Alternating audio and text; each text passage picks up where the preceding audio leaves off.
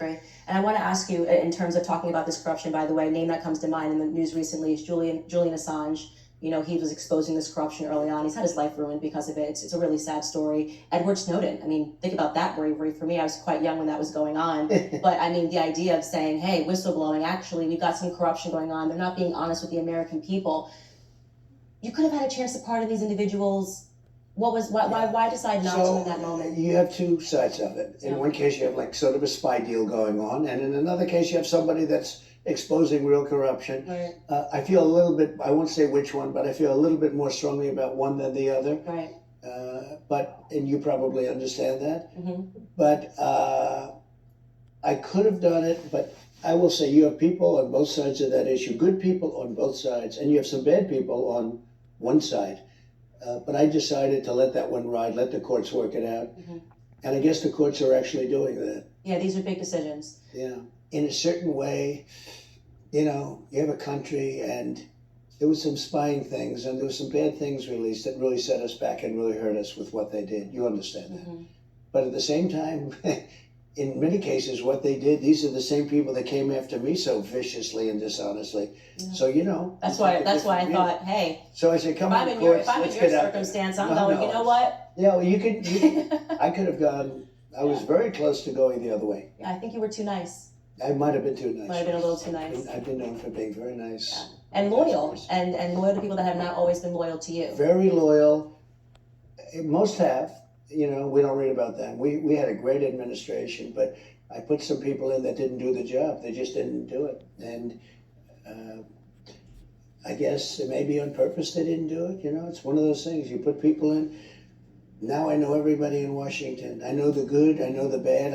I know the ugly. But I had some people that I wouldn't have put in retrospect, but I had mostly great people. We had great people. We did a lot. We rebuilt the military. Largest tax cuts in history, largest regulation cuts in history, regulatory cuts.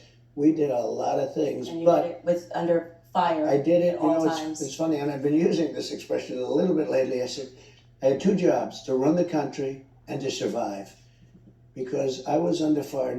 From the day I came down the escalator with our first lady, I came down that escalator and I was under investigation. From the day I came, never in my life was I.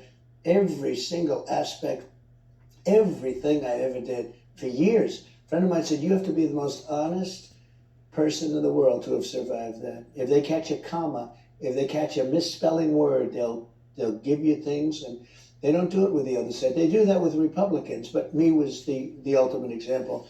So number one, I wanted to run the country properly, and we did. You didn't see Taiwan, you didn't see Ukraine, you didn't see all of these problems that are happening. That is so embarrassing. The pullout of Afghanistan was the worst event. By the way, I was all for getting out. I'm the one that brought it down to 2,500 soldiers, actually 2,000 soldiers, and they would never have even touched us. But I think the frustration on the Republican side, and this is why I said I want to talk a lot about Republican frustrations, is that we see the corruption, right? It doesn't seem like anybody ever pays for the corruption. Yeah. And right now we're seeing corruption live, even in terms of big pharma, which is a huge topic on the minds of mothers, especially. You're seeing what's happening at these school board meetings. Where do you stand on these vaccine mandates? And obviously I know that you are pro-vaccine, obviously, did everything you could to get this vaccine out. I know where you stand on the vaccine. It was one of the greatest achievements. We did it in less than 9 months. To be able to do that. Yeah, but now it's taken a twist, right? It's gotten, now we went from, this is a good thing and people should have this option, to military men, you're going to have to resign because you're not getting this vaccine. Where do you stand on that? Well, I stand on, forget about the mandates, that people have to have their freedom, but at the same time, the vaccine is one of the greatest achievements of mankind. We would have had in 1917, remember the Spanish flu, killed perhaps 100 million people. Actually, it ended the First World War because the soldiers a lot of people don't know that. The soldiers got so sick, it was a terrible thing. There were no vaccines, there was no anything. I came up with a vaccine, with 3 vaccines. All are very, very good. Came up with 3 of them in less than 9 months. It was supposed to take 5 to 12 years. And yet more people have died under COVID this year, by the way, under Joe Biden, than under you. And more people took the vaccine this year. So people are questioning how... Well, no, the vaccine worked, but some people aren't taking it. The ones that get very sick and go to the hospital are the ones that don't take the vaccine. But it's still their choice. And if you take the vaccine, you're protected.